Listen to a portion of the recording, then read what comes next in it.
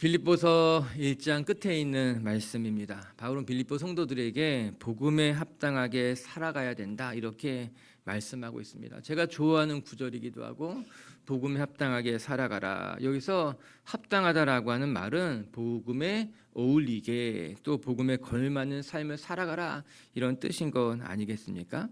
당시 빌립보라고 하는 도시는 이 로마 제국에 있어서 아시아와 유럽을 연결하는 매우 중요한 도시였습니다.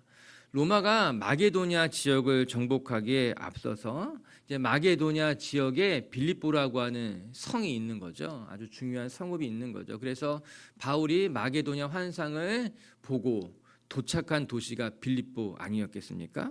이제 로마가 이 마게도냐 전체 지역을 제패하기에 앞서서 마게도냐의 왕 필립 2세가 빌립보를 이미 큰 도시로 확장시켜 놓았습니다. 그러고 나서 그 도시의 이름을 자기 이름을 따서 빌립보라 부르게 된 것이죠. 이후에 이제 로마가 마게도냐 지역을 정복하고 나서 이 빌립보라고 하는 도시는 이 요충지로서 아시아와 유럽을 잇는 아주 중요한 도시가 되었습니다. 그렇기 때문에 로마 제국은 이 빌립보에 사는 사람들에게는 로마 시민권을 보장해 주었다고 했습니다. 그래서 빌립보에 사는 사람들은 비록 그들이 로마의 시민은 아니었다 할지라도 로마 시민으로서의 자격이 부여됐고 그에 걸맞은 삶을 살아가야만 했던 것입니다.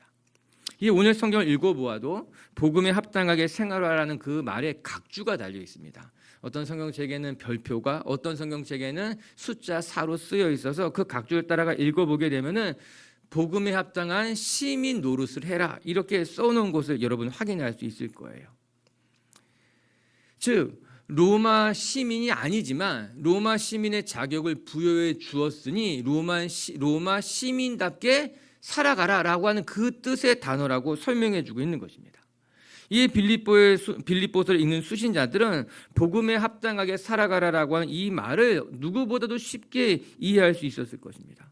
자신들이 로마 시민은 아니지만 로마 시민권이 부여됐고 로마 시민답게 살아가는 것처럼 이제 내가 예수님 믿고 나서 하나님의 자녀가 되었으니 천국 시민으로서 걸맞는 삶을 살아가는 것이 당연하겠구나 생각하게 된 거예요.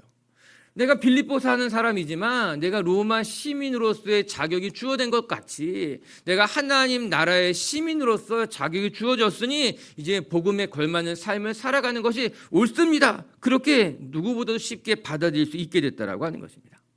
말씀을 읽는 우리들도 동일하게 적용할 수 있을 것입니다. 우리가 복음을 받은 사람들로서 천국 시민답게 살아가는 것이 마땅하다라고 하는 겁니다.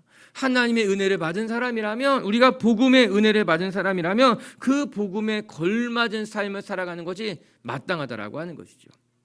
저는 27절의 말씀이 매우 좋습니다. 그러면서도 한편으로는 너무나 부담되기도 합니다. 복음에 합당하게 생활해라. 우리 27절 같이 한번 읽어볼게요. 시작. 여기까지. 오직 너희는 복음에 합당하게 생활해라. 이 말인 겁니다. 예수님을 믿고 예수님의 말씀대로 살아가는 삶, 그것이 복음에 합당하게 살아가는 신앙인의 생활인 거죠. 우리가 신앙생활 그렇게 말하는 것 아니겠어요? 신앙생활 해야 됩니다. 그럼 문제는 우리에게 신앙은 있지만 그 뒤에 생활이 없기 때문에 우리가 빛으로서의 삶을 제대로 살지 못한다라고 하는 거예요. 우리에게 다 신앙이 있습니다. 우리가 예수님을 믿고 주일에는 교회에 나와서 예배도 드리고 또 나 죽으면 천국 갈 수 있다는 믿음도 있고 여러분 우리에게 신앙이 없지 않습니다. 우리의 신앙이 다 있습니다. 이게 믿음인 것이죠. 그런데 신앙은 있지만 그 신앙에 걸맞는 신앙 생활이 없기 때문에 우리의 삶에 문제가 있는 것 아니겠어요? 신앙은 다 가지고 있지만 그 신앙에 따른 신앙의 생활이 없기 때문에 우리의 삶이 빛으로도 소금으로 살지 못하고 심지어는 세상 사람들에게 어떻게 보면 걱정거리, 근심거리처럼 살아가게 되는 건 아니겠어요? 이게 바로 이야기하고 있는 겁니다. 빌립보 성도들에게 여러분에게 복음이 있기에 그 복음에 합당한 신앙인으로서의 삶을 살아가는 것이 마땅하다라고 하는 것이에요. 매우 분명하게 이야기하고 있는 것 아니겠습니까? 이 세상의 가치관에 휩쓸려 살아가지 말고 세상 사람들처럼 살아가지 말고 복음을 받은 사람들이라면 그 신앙에 걸맞는 생활이 있어야 됩니다. 이 이야기하고 있는 거죠. 사랑하는 미체교회 가족 여러분, 우리에게 신앙이 있습니다. 그렇다면 그 신앙에 걸맞은 삶도 여러분에게 있기를 주님의 이름으로 축복합니다. 신앙생활하는 사람들의 삶이 하나님 보시기에 아름다울 뿐만 아니라 세상 사람들 보기에도 거룩한 삶이 된다면 하나님이 기뻐하실 줄로 믿습니다. 이 27절의 말씀을 메시지 성경은 어떻게 번역하고 있는지 아십니까? 신앙인으로서 명예롭게 살기를 원합니다. 이렇게 번역하고 있더라고요. 정말 멋있는 말이지 않습니까? 우리가 신앙인으로서 명예롭게 살아가야 된다. 여러분, 우리가 가진 것이 많아서 세상에서 성공할 때 얻게 되는 그런 명예가 아니라 신앙인이 갖게 되는 명예가 있다는 거죠. 그 명예롭게 살아가는 것이 복음에 합당한 삶이다 이야기하고 있는 거예요. 아멘. 오늘도 우리 빛지교회 식구들이 명예롭기를, 여러분의 삶의 자리에서, 여러분의 신앙의 자리에서 누구보다 명예롭게 되어서 하나님 모시기 아름답고 세상에서도 빛이 나는 성도님들 되시기를 주님의 이름으로 축복합니다. 그러면 복음에 합당한 삶이 무엇일까? 오늘 성경은 아주 선명하게 이야기해요. 첫 번째, 복음에 합당한 삶이란 복음을 위해서 서로 협력할 줄 아는 사람이 되어야 된다라고 하는 것입니다. 27절 말씀 한번 다 같이 큰 목소리로 읽어보도록 할게요. 27절 말씀 시작. 오직 너희는 그리스도의 복음에 합당하게 생활하라. 이는 내가 너희에게 가보나 떠나 있으나 너희가 한 마음으로 서서 한 뜻으로 복음의 신앙을 위하여 협력하는 것과 한 마음으로 서서 한 뜻으로 복음을 위하여 서로 협력할 줄 아는 것, 그것이 복음에 합당한 삶이다. 매우 분명하게 주장하고 있습니다. 바울의 이야기는 선명합니다. 복음에 합당한 삶이란 다투고 싸우는 것이 아니라 한 마음과 한 뜻이 되어서 서로 협력할 줄 아는 것, 특별히 무엇으로 협력할 줄 아는가? 복음을 위해서 협력할 줄 아는 것, 그렇게 이야기하고 있어요.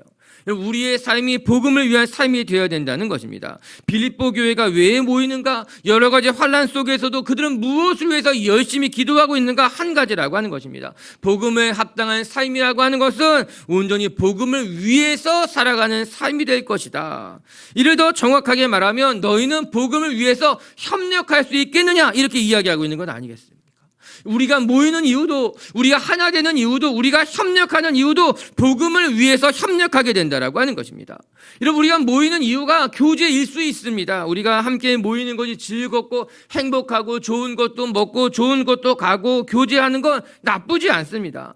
행복한 일임에 틀림이 없습니다. 그러나 그 즐겁고 행복한 모임에 목표가 있어야 된다는 거죠. 그 목표가 무엇인가? 복음을 위해서 모이는 것이 그때 비로소 그 공동체가 건강한 공동체가 될 수 있게 된다라고 하는 겁니다. 우리가 모이는 이유도, 우리가 같이 함께하는 이유도 다 복음을 위해서 협력하는 것.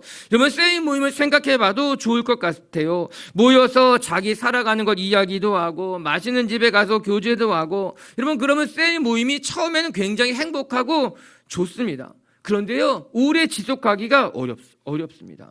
한두 번 그렇게 모여서 좋은 것 먹고 좋은 이야기 하다 보면은 처음에는 좋을지 모르지만 나중에는 시들어지기 마련입니다. 또 그 중에 누군가 시험 드는 사람이 이상한 얘기 하나만 하게 되면요, 그 모임이 친교 모임이었다가 금세 마음 상하게 되고 상처받게 되고 몸이 뿔뿔이 흩어지는 것을 어렵지 않게 경험하게 되는 건 아니겠어요? 그렇기 때문에 여러분, 세일 모임이라고 하는 것은요, 친교만으로는 결코 오래 가지가 않습니다.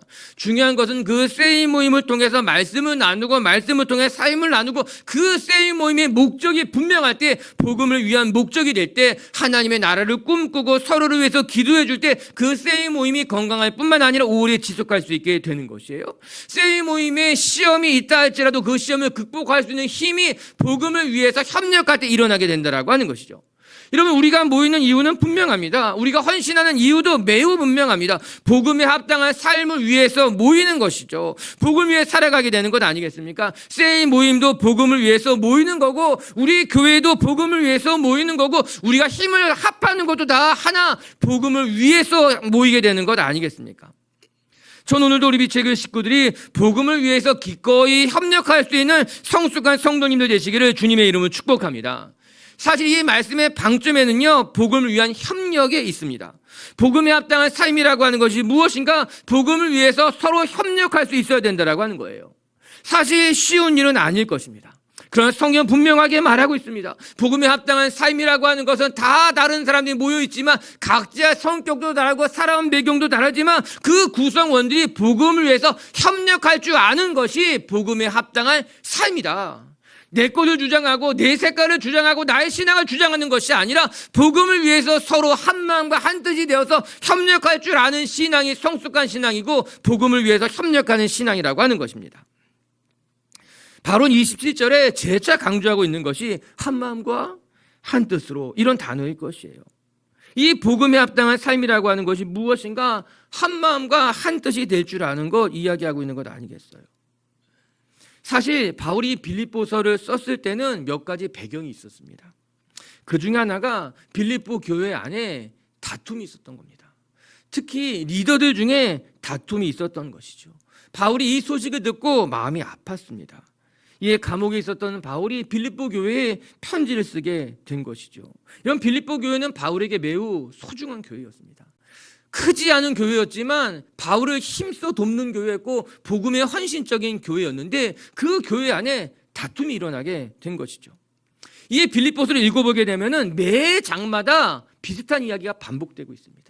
우리가 이건 1장 끝절에 보니 한 마음과 한 뜻으로 서로 협력하라는 말이 나오고 2장을 읽어보게 되면은 너희가 이 마음을 품으라 곧 그리스도 예수의 마음이니 남을 나보다 높여 여길 줄 알아야 된다 이야기하고 있는 것 아니겠습니까?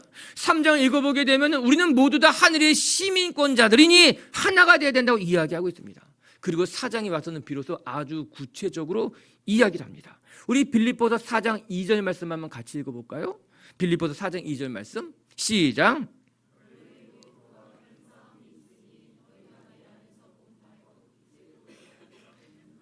빌립보서 4장 2절 말씀인데 한번 자막 있을까요? 없어요. 한번 제가 읽어드릴게요. 빌립보서 4장 2절 이렇게 나와요. 내가 유오디아를 권하고 순두개를 권하노니 주 안에서 같은 마음을 품으라. 빌립보서 4장 2절 마지막에 바울이 구체적인 이름을 들어서 이야기합니다. 내가 유오디아를 권하고 순두개를 권하노니 구체적으로 이름이 언급된 것을 보면은 빌립보 교회의 영향력을 가진 리더였음에 틀림이 없습니다. 그런데 그들이 마음이 나눠지게 되고 그 일로 말미암아 교회가 어려움을 겪게 된 것이죠. 문제는 두 사람이 다투면 두 사람만의 문제로 끝나지 않는다는 점입니다. 각자의 편들이 생기게 되고 그들이 힘을 합해서 싸우다 보면 분쟁이 일어나게 되는 경우가 많습니다. 참 가슴 아픈 일인데 이런 일들이 사람 사는 곳에 종종 일어나게 됩니다. 그냥 두 사람의 다툼인데 그 두 사람의 다툼이 편싸움이 되게 되고 그로 말미암아 공동체 가운데 분쟁이 일어나게 되고 그 공동체가 깨어지게 되는 일들이죠. 중요한 것은 건강한 공동체는 다툼이 없는 공동체가 아니라 다툼이 일어났을 때 얼마나 성숙하게 대처할 수 있는가가 그 공동체의 건강성을 보여주게 되는 것 아니겠습니까? 사람이 사는 곳에 왜 다툼이 없겠습니까? 생각이 다를 수 있고 문제가 있을 수 있겠지만 그 다툼이 일어날 때에 건강한 공동체는 복음에 합당하게 살아가는 공동체는 그 다툼에도 불구하고 문제를 해결하고 봉합하고 협력하여 복음을 위해서 하나가 될 줄 알게 된다라고 하는 것이죠. 오늘 말씀을 대하면서 이런 복음에 합당하게 살아가는 삶이 대단히 특별하거나 또 그런 것이 아니라는 생각을 하게 됩니다. 복음에 합당하게 살아가는 삶이라고 하는 것은 그냥 서로가 한 마음이 되어서 서로가 서로를 의지하고 격리하며 복음을 위해서 협력할 줄 아는 것이 복음에 합당한 삶이다. 성경이 그렇게 이야기하고 있는 거예요. 저는 우리 빛의교회 식구들도 복음에 합당하게 살아가는 삶, 즉 우리가 조금 다를 수 있고 때로는 갈등도 있을 수 있지만 그러나 우리가 복음을 위하여 모였기에 그 복음을 위해서 한 마음이 되고 한 뜻이 되고 서로가 서로를 이해하면서 협력할 줄 아는 성숙한 공동체, 성숙한 하나님의 자녀들이 되시기를 주님의 이름으로 축복합니다. 그것이 복음에 합당하게 살아가는 성도들의 삶이라는 거예요. 두 번째, 또 복음에 합당한 삶이란 무엇이냐? 복음에 합당한 삶을 살아가게 됐을 때 우리 안에 두려움이 없는 담대한 믿음이 생기게 된다는 거죠. 그리고 우리를 대적하는 사람들 앞에서 거침없이 담대하게 살아갈 수 있게 된다는 겁니다. 이제 28절 말씀 한번 같이 읽어볼게요. 28절 말씀이에요. 28절 말씀 같이 한번 읽어볼까요? 시작. 무슨 일이든지 대적하는 자들 때문에 두려워하지 아니하는 이 일을 듣고자 함이라. 이것이 그들에게는 멸망의 증거요 너희에게는 구원의 증거니 이는 하나님께로부터 난 것이라. 무슨 일이든지 대적하는 사람들 때문에 두려워하지 않습니다. 그렇게 이야기하고 있습니다. 즉 복음에 합당한 삶이라고 하는 것은 첫째는 안으로는 함께 협력하고 돌보는 것이고 밖으로는 우리를 대적하는 사람들 앞에서 두려움이 없는 믿음으로 살아가게 되는 것이다. 이 이야기하고 있는 거죠. 안으로는 한 마음이 되는 것이고 외적으로는 우리를 대적하는 사람들 앞에 함께 담대하게 맞설 줄 아는 것, 그것이 복음에 합당한 삶이라고 하는 겁니다. 여러분, 우리 안에 언제 두려움이 없어지게 될까요? 결론부터 말한다면 하나님의 말씀대로 살아갈 때 두려움이 없어지게 됩니다. 어떤 사람이 담대하고 용맹스러운 사람이 될 수 있을까? 실력이 있고 힘이 세고 싸움을 잘하는 사람들이 매사에 자신감을 갖고 용감해지는 것일까? 전 그렇게 생각하지 않습니다. 아무리 힘이 세도 언젠가는 자기보다 더 힘이 센 사람을 만날 수 있습니다. 아무리 내가 대단한 것을 가졌다 할지라도 그것보다 더 큰 것을 가진 사람들이 왜 없겠습니까? 그렇기 때문에 내가 가진 힘, 내가 가진 능력에서부터 자신감을 갖게 된다면 언젠가는 꺾어질 수밖에 없게 된다라고 하는 거죠. 여러분, 진짜 담대하고 강하게 용맹스럽게 살아가는 사람들은 자기의 실력과 능력으로부터 자신감을 얻게 되는 것이 아니라 하나님이 부어주시는 용맹, 하나님이 부어주시는 은혜로 말미암아 우리 안에 충만하게 됐을 때 비로소 담대함이 일어나게 된다는 겁니다. 우리가 착각하기 쉬운 것이 담대한 사람들은 그에게 실력이 있으니까, 그가 가진 것이 있으니까 저렇게 자신감이 넘치는 것 아니야, 이런 생각하기가 쉽다는 거예요. 그러나 그렇지 않습니다. 여러분, 진짜 담대함이라고 하는 것은요, 내 안에서부터 나오는 것이 아니라 하나님의 말씀대로 살아갈 때 하나님이 우리에게 부어주시는 것이 진짜 자신감, 담대함이라고 하는 거죠. 즉 복음에 합당한 삶을 살아갈 때에 선물처럼 하나님이 우리의 삶에 허락해 주시는 것이 담대한 삶이라고 하는 것입니다. 전 이 사실이 매우 중요하다고 생각하게 됩니다. 진짜 자신감은 어디에서부터 나오는가? 자신에게서부터 나오는 것이 아니라 우리를 지으신 하나님에게서부터 오게 된다라고 하는 거죠. 내가 가진 것, 내가 소유한 것 때문에 내가 자신감을 얻게 되는 것이 아니라, 우리가 착각하기 쉽습니다. 내가 좀 더 많이 가졌으면 더 자신감이 있을 텐데, 내가 좀 더 좋은 대학에 갔으면 자신감이 있었을 텐데, 내가 좀 더 성공했으면 누구보다도 떳떳하고 당당했을 텐데, 그렇게 생각하는 거예요. 그러나 그렇지 않습니다. 여러분, 다윗과 골리앗을 보시기 바랍니다. 누가 더 당당하고 누가 더 용맹스럽습니까?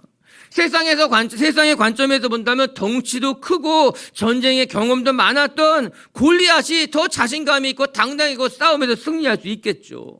그러나 결과적으로 보게 된다면 다윗이 더 당당했습니다. 다윗이 더 담대했습니다. 그리고 하나님이 주시는 힘으로 말미암아 골리앗을 무찌르게 된 것 아니겠습니까? 여러분, 다윗이 무엇이라고 고백합니까? 사무엘상 17장 45절에 이런 말씀이 나와 있어요. 읽어볼게요. 시작. 다윗이 블레셋 사람에게 이르되 너는 칼과 창과 단창으로 내게 나오거니와 나는 만군의 여호와의 이름 곧 내가 모욕하는 이스라엘 군대의 하나님의 이름으로 내게 나가노라. 아멘.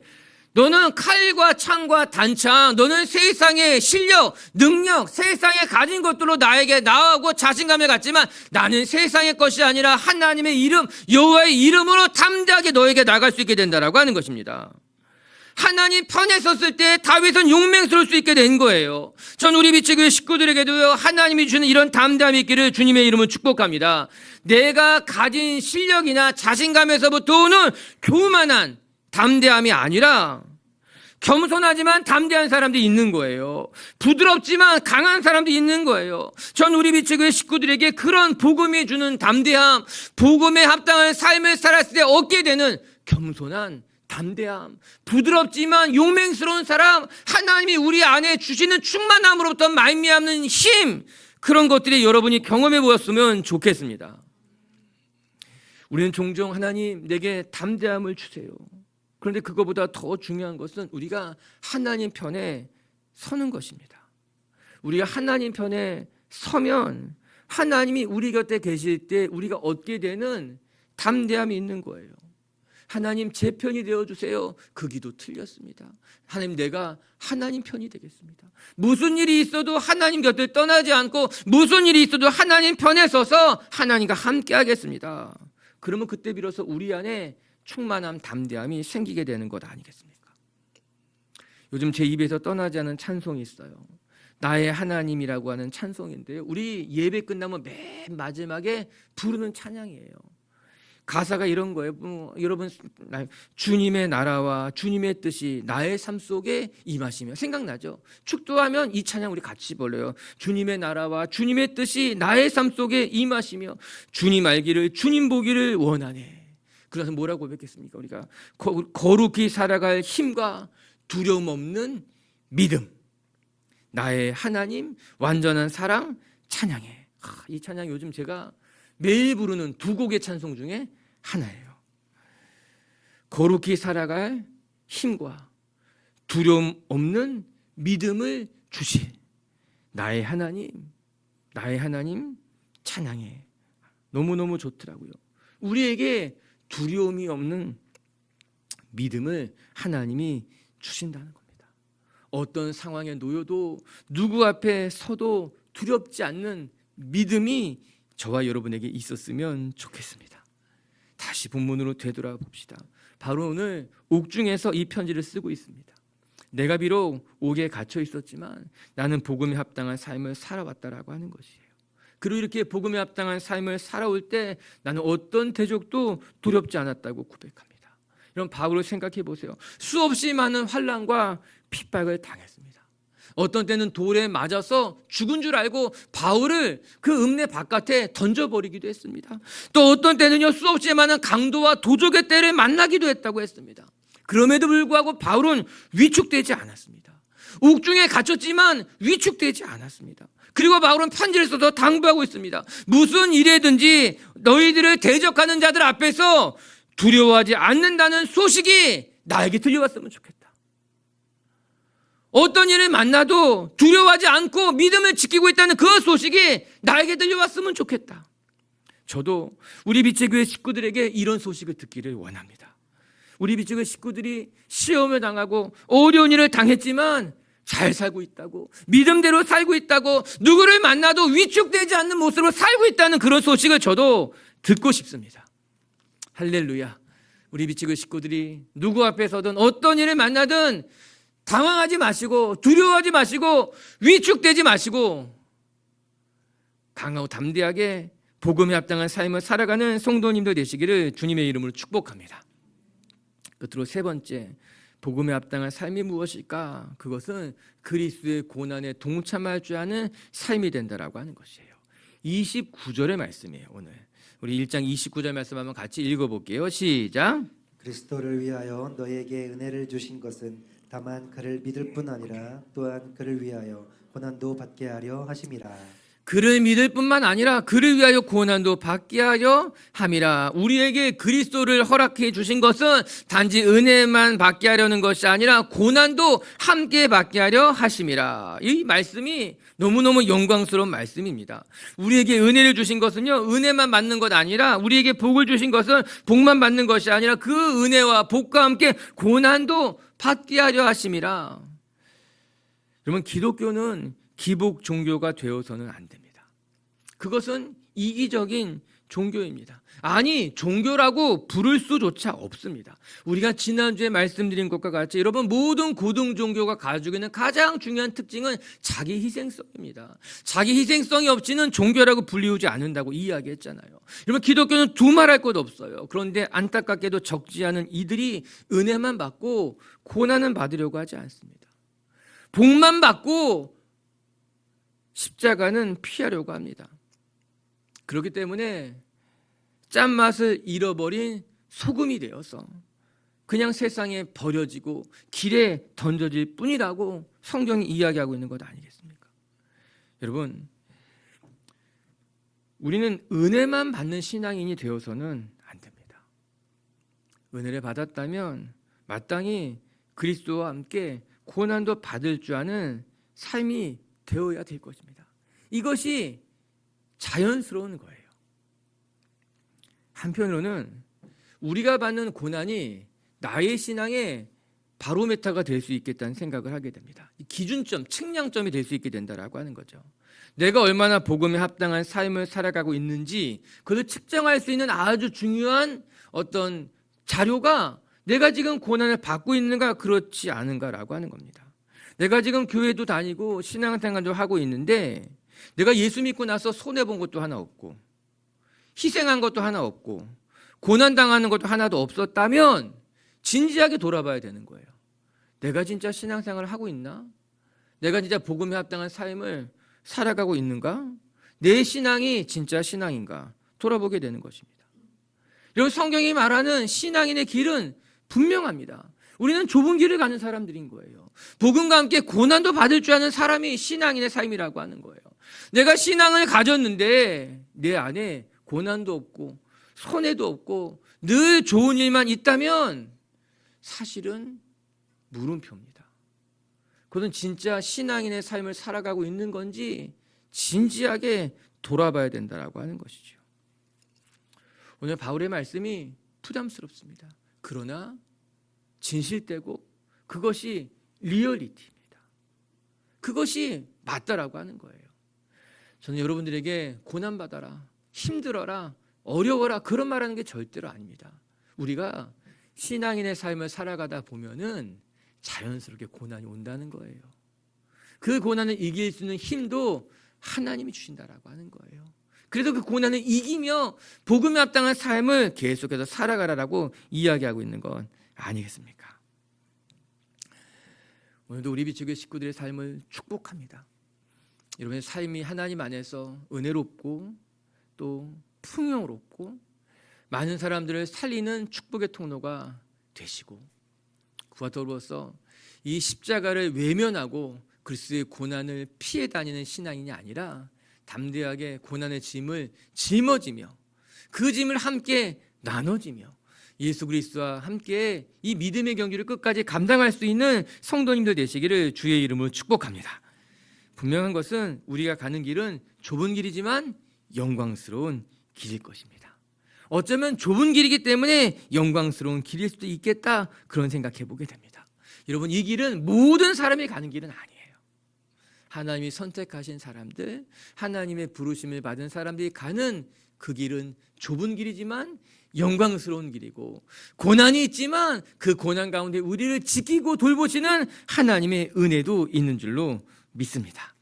그렇게 우리 비추교회 식구들이 복음에 합당한 삶을 살아가며 신앙만 있는 것이 아니라 신앙 생활, 믿음 생활, 그래서 여러분의 삶이 더 아름다워졌으면 좋겠습니다.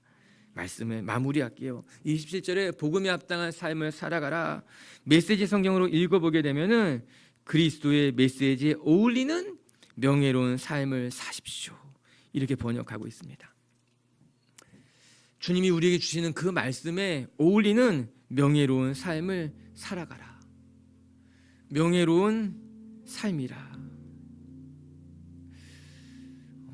우리가 성공해서 명예로운 것이 아니라 남들보다 좀 유명해져 가지고 명예로워지는 것이 아니라 오직 우리의 삶이 복음에 합당하게 되었을 때 비로소 우리는 명예롭게 살아가게 되는 것만 같습니다. 그렇게 오늘도 여러분의 삶의 자리가 하나님 보시기에도 또 세상 사람들 보기에도 아름답고 거룩해지기를 주님의 이름으로 축복합니다. 복음에 합당한 삶이란 첫 번째, 복음을 위해서 한 마음과 한 뜻으로 서로 협력할 줄 아는 것이다. 오늘 우리 비치교 식구들이 우리 나를 위해서, 세상을 위해서가 아니라 복음을 위해서 모였기에 그 복음을 위해서 우리 서로 한 마음이 되고 한 뜻이 되고 서로 협력할 줄 아는 건강하고 성숙한 공동체가 되기를 주님의 이름으로 축복합니다. 두 번째, 복음에 합당한 삶을 살아가면 두려움이 없는 믿음으로 승리하게 될 것이다. 오늘도 여러분의 삶에 여러분 자신감은요 내 안에서 나오는 것이 아니라 하나님이 부어주시는 거예요. 나의 실력, 나의 가진 것에서부터 자신감이 나오는 것이 아니라 복음에 합당한 삶을 살아갈 때 하나님이 부어주신다는 것을 기억하며 담대한 다윗과도 같은 여러분 되시기를 주님의 이름으로 축복합니다. 세 번째, 복음에 합당한 삶이란 그리스도의 고난에 동참할 줄 아는 삶이다.